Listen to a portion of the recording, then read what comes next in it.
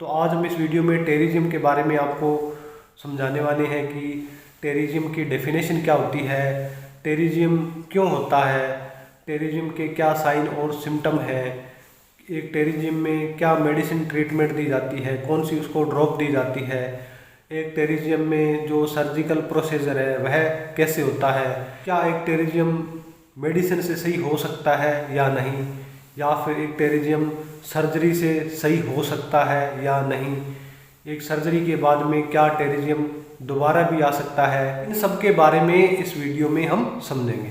दोस्तों, अगर आप इस YouTube चैनल पर नए हैं और अभी तक आपने हमारे YouTube चैनल को सब्सक्राइब नहीं किया है तो आप हमारे YouTube चैनल को सब्सक्राइब कर लें और बेल आइकन को भी दबा लें ताकि हमारी आने वाली नई वीडियो की नोटिफिकेशन आपको मिल जाए।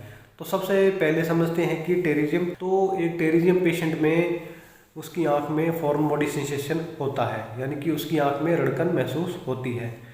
एक टेररिज्म पेशेंट में जो पेशेंट का विजन लो हो जाता है। तो जब माइनर टेररिज्म हो तो उसमें क्या है, विजन इतना लो नहीं होता है।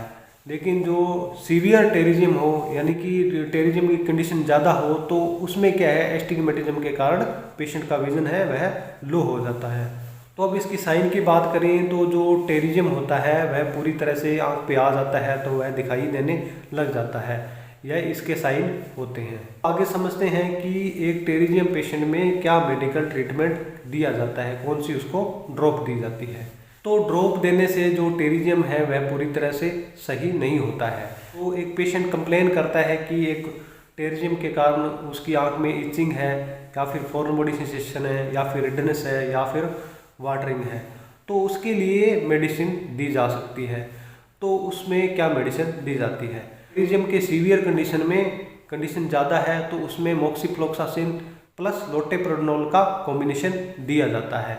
और अगर टेररिज्म की कंडीशन माइनर है, यानी कि टेररिज्म कम है, तो उस कंडीशन में टोब्रामाइसिन प्लस फ्लोरामेथालोन दिया जाता है।